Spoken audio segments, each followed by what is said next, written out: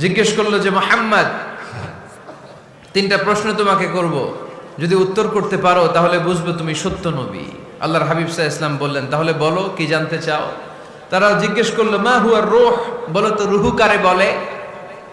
রুহু চিনেন আপনারা? রুহু থাকলে আমরা নড়ি চড়ি, অ্যানিমেটেড, প্রাণবন্ত। রুহু যখন উড়াল দেয় লাশ হয়ে পড়ে থাকে, ঠিক কিনা? সব চলে যায়। আমাদের দুই কাঁধের দুই ফেরেশতা থাকে, এরাও উড়াল মারে, ঠিক কিনা?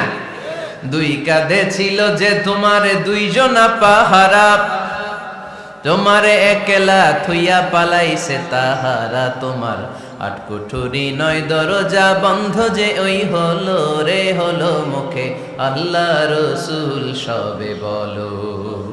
দুয়ারে আইসাছে পালকি নাই হরি গাও তোলো রে তোলো মুখে আল্লাহ রসুল সবে বলো, ঠিক কিনা? মা হুয়ার রূহ, মুহাম্মদ আমাদেরকে বলে শোনাও রুহু কারে বলে, কেমন করে আসে, কেমন করে যায়, এ ব্যাপারে কি জানো বলো। দুই নাম্বার প্রশ্ন মানহুম আসহাবুল কাহাফ, আসহাবে কাহাফ সম্পর্কে কি জানো। তিন নাম্বার প্রশ্ন মান হুয়া যুলকারনাইন, যুলকারনাইন বাদশা সম্পর্কে কি জানো। আল্লাহর হাবিব সাল্লাল্লাহু আলাইহি ওয়াসাল্লাম বললেন গাদান উজিবুকুম, আগামীকাল বলে দেব। কি বললেন? সবাই বলেন উত্তরে কি বললেন? আগামীকাল বলে দেব। তো আগামীকাল সবাই এসে হাজির। বলো, তিনটা প্রশ্ন রেখেছিলাম গতকাল, উত্তর বলো। আল্লাহর হাবিব সাল্লাল্লাহু আলাইহি ওয়াসাল্লাম বলতে পারলেন না, কারণ ওহী আসেনি।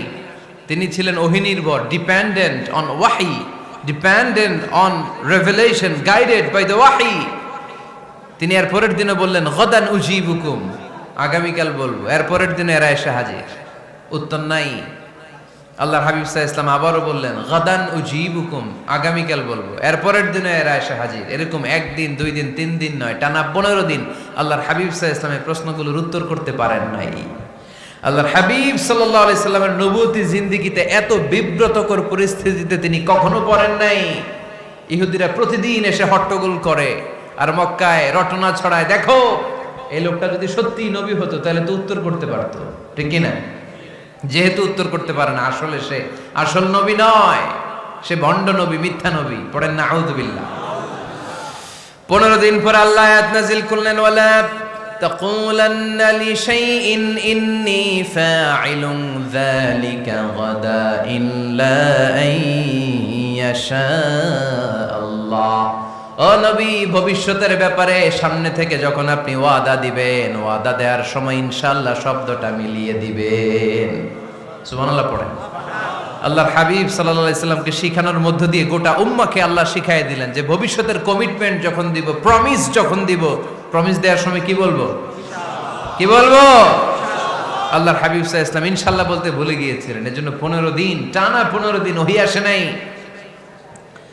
15 দিন পরে আল্লাহ তাআলা ওহীর মাধ্যমে বিশ্বনবীকে জানিয়ে দিলেন ইয়াসআলুনাকা আনির রূহি কুলির রূহু মিন আমরি রাব্বি ওয়া মা উতীতুম মিনাল ইলমি ইল্লা কলিলা।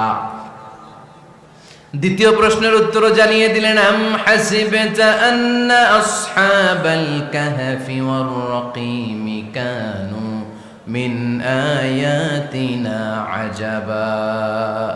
3 নাম্বার প্রশ্নের উত্তর আল্লাহ নাজিল করলেন ওয়াসআলুনাকা আন যিল করনাইন কুল সাআতলু আলাইকুম মিনহু যিকরা।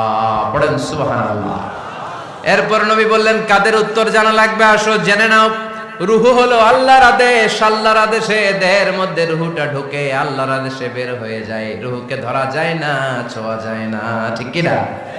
রুহু ধরা যায়, ছোঁয়া যায়, দেখা যায়। রুহু দেখছেন কে কে? দেখি লক্ষ্মীপুরের ভাইরা, রুহু দেখছেন আপনারা? রুহুর কালার কেমন জানেন? ওজন কেমন জানেন? কোত্থেকে যে এসে জুড়ে যায় দেহের মধ্যে, মায়ের পেটের ভেতরে, আবার হুট করে উড়াল মারে, মানুষটা লাশ হয়ে পড়ে থাকে, ঠিক কিনা? 2 নম্বর প্রশ্নের উত্তরে বিশ্বনবী জানিয়ে দিলেন আসহাবে কাহফ হচ্ছে আল্লাহর প্রিয় 7টা যুবক বান্দা যারা 309 বছর গুহার মধ্যে ছিল। তারপর তাদেরকে আবার জাগ্রত করে দিয়েছিল কে? পৃথিবীতে 4 জন বাদশা ছিল, গোটা বিশ্বের বাদশা।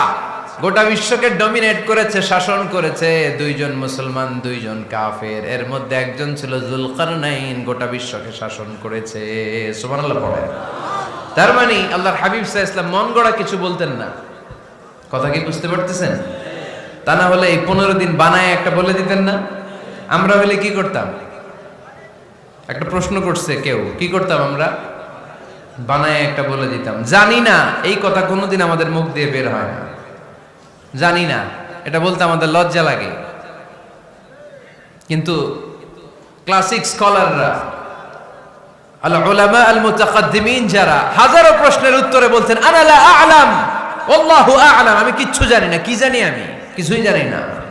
জানি না এটা বলতে আমরা জানি না, এটা বলতে শিখুন। জানি না, কিছুই জানি না আমি। জানে কে? সবচেয়ে বেশি জানে কে? মুসা আলাইহিস সালাম